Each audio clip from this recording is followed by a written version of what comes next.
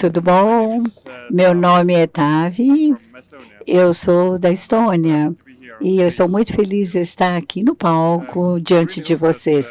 Eu espero que muitas pessoas aqui hoje trabalhem então no setor financeiro, mas eu espero também que muitos de vocês já ouviram falar então para minimizar os crimes financeiros, lavagem de dinheiro, nas suas operações, porque eu vou compartilhar, então, muitas histórias, como eu estou querendo combater o crime financeiro e criar uma revolução nessa área e tornar as nossas vidas mais seguras. Eu estou feliz em compartilhar minha história, minha experiência também da Europa e na parte norte da Europa, porque eu venho da Estônia, que é um país pequeno, então, que está situado ao norte. Na Estônia faz muito frio, talvez agora não, mas na maior parte do ano é muito frio e as pessoas, então, para sobreviver, têm que trabalhar muito duro. E isso nos motivou, então, a criar as nossas empresas, como a Salve, que eu fundei com alguns amigos há alguns anos. Na Salve, eu vou falar isso, a nossa missão, então, é combater o crime financeiro, que é um problema global e muito difícil. Eu espero que algumas das lições que nós aprendemos nos mercados europeus podem ser usados aqui no Brasil e na América do Sul também, porque os criminosos estão trabalhando de forma semelhante no mundo todo. E se eu estivesse trabalhando, então, no setor financeiro, eu espero acho que vocês já viram como é mais difícil essa briga para combater o crime e a compliance. Não é a mudança, é uma tendência, tem continuado há muito tempo, há mais crimes financeiros, mais fraudes no mercado. E os regulamentos que precisamos seguir, os regulamentos estão ficando mais duros da segurança, do ponto de vista da segurança, lavagem de dinheiro, nas operações financeiras. E cada vez temos mais lei, precisamos seguir como empresas. E nesse ambiente está se tornando, então, muito difícil para as instituições financeiras devido às mudanças no mercado. E os criminosos, e lutar o crime está ficando muito complexo. Há muitas coisas que estão ocorrendo fora do setor tecnológico e coisas que estão acontecendo dentro desse setor que torna a situação muito mais complexa. Então, os criminosos, essas redes de criminosos, essas redes de crimes estão trabalhando, então, juntos, como uma rede. Eles compartilham os conhecimentos nos países, nos setores, e que os torna cada vez mais fortes, essas quadrilhas. Eu falei dos regulamentos em todos os países do mundo estão se tornando mais difíceis e têm sido lançadas a cada ano. Há instrumentos financeiros como as criptomoedas que são acusadas muito desses crimes que ocorrem nesse espaço. E também há outros tipos de tecnologia, os pagamentos instantâneos mais rápidos ou até as contas digitais. Todas as coisas são muito boas para as empresas e para as pessoas, mas também elas são muito boas para os criminosos quando eles querem fazer lavagem de dinheiro. E eles conhecem muito bem essas tecnologias existentes no mercado. E nós vemos as várias crises no mundo, a guerra na Ucrânia, em Israel, então, que estão gerando mais sanções que precisamos aplicar. Aplicar as sanções, tecnicamente, é mais complexo. Então, uma vez que elas estão se tornando, então, mais detalhadas, exigem mais das equipes operacionais que precisam se motivar para combater os crimes. O interesse público também está aumentando. O que vemos na Europa e outras regiões também as pessoas não diretamente envolvidas no setor financeiro, nos regulamentos, que se importam muito em como lutar com os crimes financeiros que estão acontecendo. Pensamos, então, os papers do Panamá, durante alguns anos atrás, foi um exemplo muito bom, como os jornalistas fizeram um ótimo trabalho, expuseram muitos cenários negativos e houve muita publicidade. Então, e as pessoas normais, comuns, que viram todas essas notícias e acharam que é muito importante combater esse tipo de desse crime. Todos esses componentes tornam a compliance mais difícil e mais cara para as instituições financeiras para combater esse tipo de crime. Alguns números básicos, eles são repetidos frequentemente no setor. Por exemplo, os crimes financeiros, estimado que a lavagem de dinheiro é entre 2 e 4 trilhões de dólares.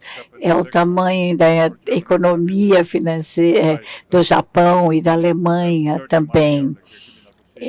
Todos o produto desses crimes que são lavados, digamos assim. As instituições financeiras precisam combater esse tipo de crime, que gastam 250 bilhões de dólares no ano para cumprir todos os regulamentos. E menos de 1% do produto do crime que é congelado e retirado desses criminosos. Se nós pensarmos, então, dos processos de negócios que vocês estão administrando, então, a eficiência é 1%. Então, é um trabalho muito duro e muito caro. Uma das razões principais pelas quais nós vimos que no setor, alguns anos atrás, que os criminosos trabalham juntos em redes, eles contratam pessoas, engenheiros, cientistas de dados, advogados, e matemáticos, de várias profissões que compartilham conhecimento, ou quais são os países que tendem a trabalhar melhor e enfrentar essa luta. E há uma rede distribuída, organizações que atacam os nossos sistemas.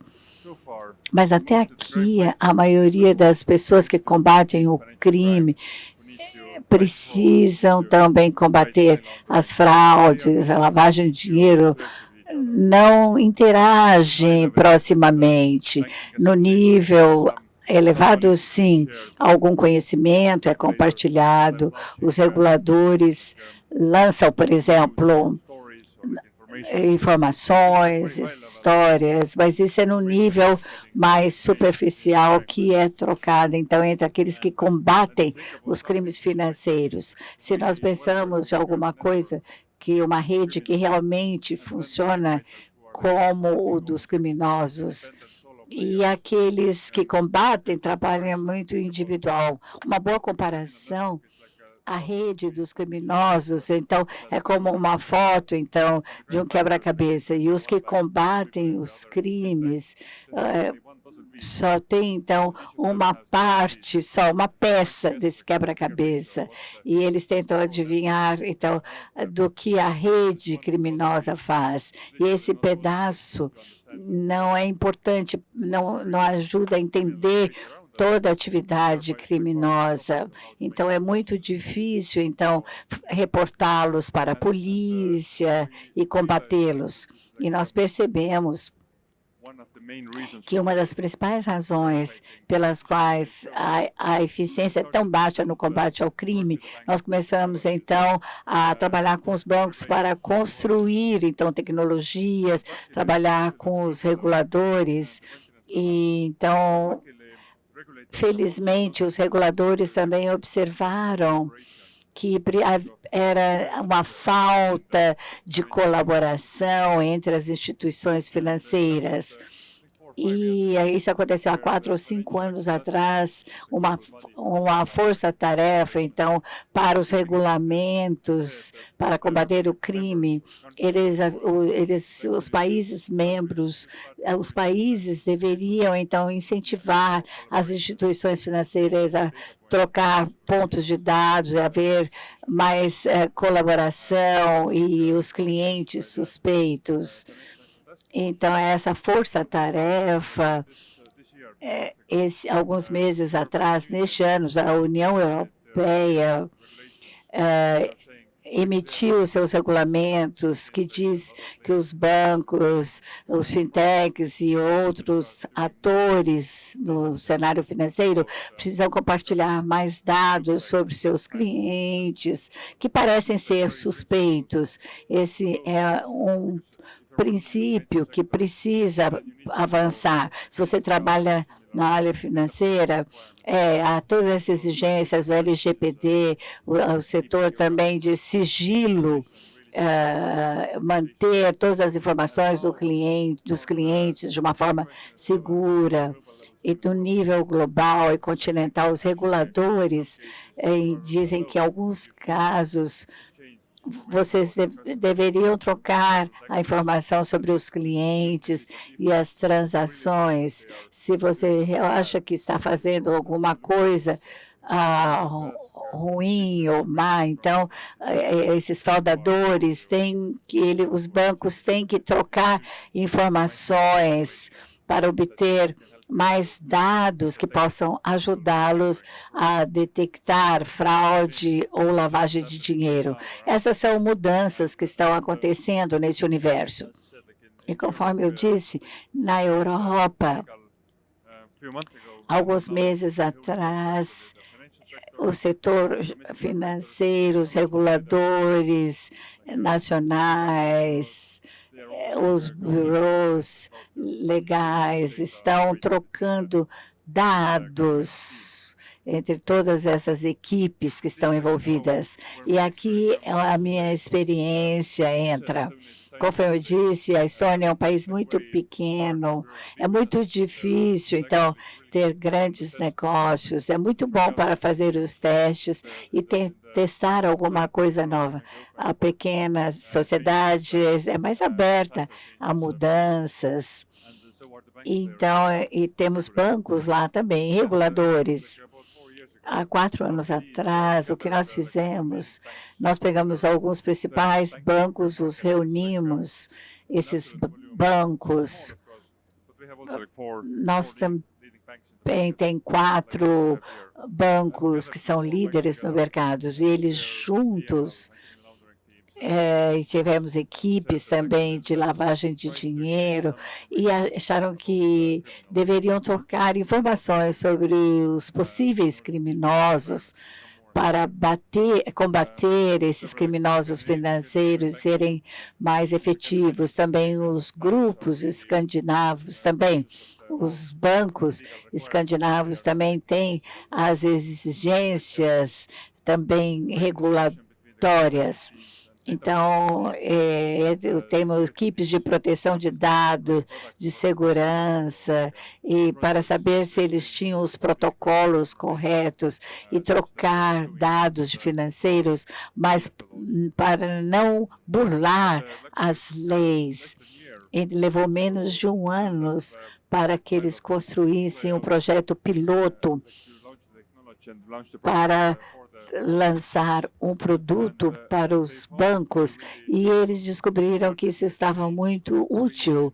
Começaram, então, a trocar sobre a investigação e eles trocaram dados sobre partes diferentes do setor num determinado país nacional. Isso foi suficiente, só os 4 bancos para fazer isso. Eles precisavam também a aprovação dos reguladores. Então, as unidades de inteligência financeira foram envolvidas, as entidades regulatórias e também a diretoria de proteção de dados, as entidades corretas Então, para observar o processo, os casos, e também eles acharam que poderiam trocar as informações sobre os clientes. E depois, então, uma mágica aconteceu quando esse conjunto inicial de bancos estava usando esse sistema e o combate ao crime realmente estava sofrendo. Então, as instituições financeiras e os mercados financeiros queriam também participar dessa rede e muitos outros bancos também entraram nessa rede nos 6 meses seguintes e também faziam perguntas, então, para essas equipes de combate ao crime, e enviavam, então, relatórios sobre crimes. E as fintechs também queriam participar. E eles, então, essa rede foi crescendo organicamente dos 4 bancos fundadores, eles se transformaram numa rede e levou, quando essa rede começou a cobrir 100% de todo o ecossistema financeiro. E agora, alguns anos depois, o setor público, a polícia, os departamentos fiscais também querem se conectar aos bancos e trocar essas informações e estabelecer uma cooperação.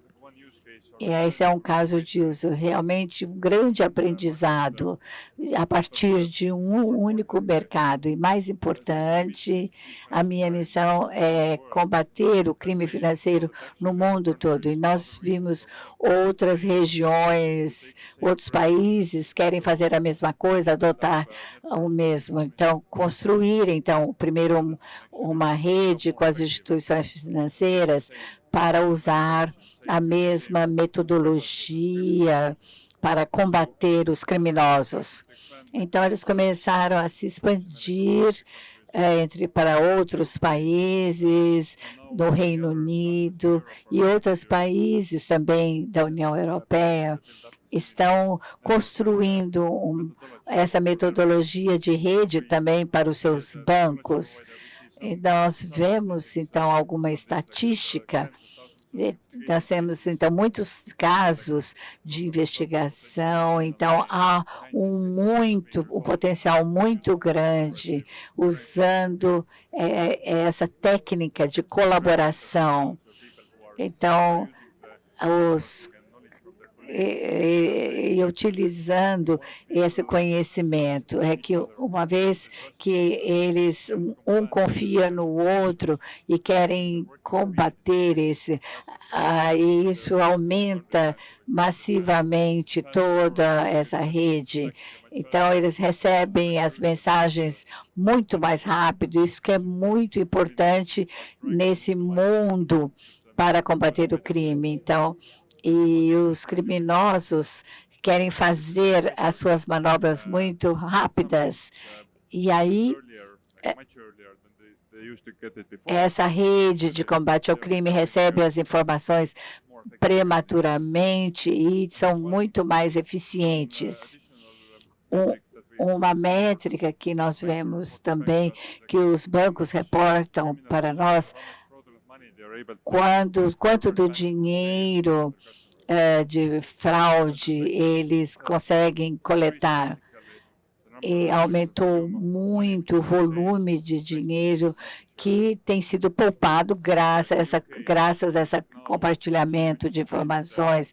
Há um grande debate no setor financeiro e as empresas privadas e os reguladores. Os reguladores dizem que as fintechs e os bancos são responsáveis pelas perdas financeiras que os seus clientes sofrem no caso de fraude. Então, há um grande debate acontecendo no setor financeiro, dizendo nós não conseguimos fazer nada. Então, a questão é que os reguladores dizem, olha, não queremos nem saber, nós temos que parar com todos esses crimes financeiros. Então, há um compartilhamento de dados, inteligência, que ajuda tanto os bancos e as fintechs para reduzir o prejuízo advindo dessas fraudes, porque eles têm que restituir aos clientes esses crimes. Bom, o que eu queria compartilhar com vocês é como os diferentes países e regiões que têm uma maneira mais moderna de combater os crimes financeiros e o compartilhamento de inteligência. Nós temos que fazer o monitoramento, a auditoria, todos esses processos complexos, mas acrescentando essa colaboração e a compartilhamento de inteligência, dá ao setor financeiro mais poder para combater esses crimes financeiros. E isso está crescendo não só na Europa, mas em outros países. Nós recomendamos que vocês deem uma olhada também nessa metodologia. Essa foi a minha apresentação e se tivermos alguma pergunta, eu terei, então, poderei respondê-los. Eu espero que a pergunta possa ser traduzida, uma vez que eu estou com esse headset.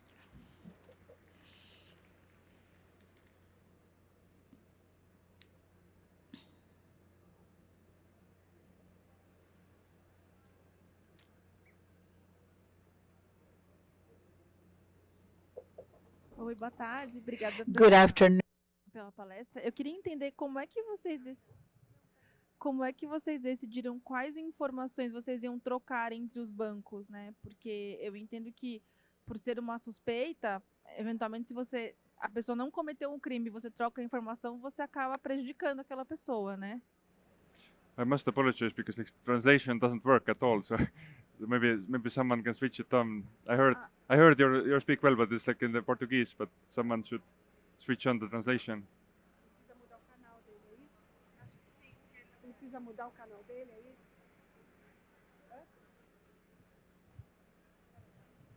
Hi, her question is, good afternoon, thanks for your presentation. Her question is, how can you identify the real crime? Because I think when the crime is not comproved, it's a lot of difficult to share this information. I think something like this. Mm-hmm. Yeah, thank you. Get it now. It is difficult. É difícil.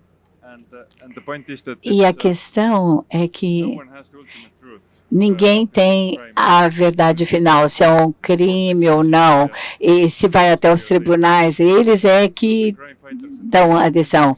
Então, as fintechs e os bancos têm que fazer o seu melhor palpite dentro do possível. O que nós vemos é que, por exemplo, se a equipe de lavagem de dinheiro numa fintech não tem uma fraude comprovada, mas se eles suspeitam daquela transação, eles não conseguem decidir se é bom ou ruim. Se eles têm esse tipo de suspeita, então eles abrem esse caso, uma investigação, e também envolvem as outras instituições e reportem essa informação para as outras instituições e perguntam a elas, a equipe de lavagem de dinheiro, o que você acha desse cliente?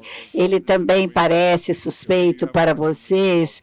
Vocês têm mais informação sobre esse cliente que pode confirmar se é uma fraude ou não?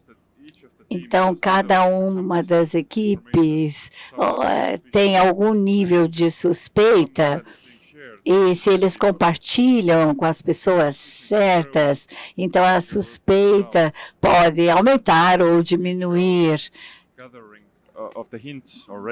Eles podem, então, coletar esses avisos, essas suspeitas. Então, as respostas que eles recebem dos membros da rede, esse é um caso muito mais sério do que nós tínhamos. Então, aí que é essa cooperação. Não tem, assim, na verdade, às vezes você não tem uma confirmação final de que realmente a pessoa é um suspeito, é um criminoso.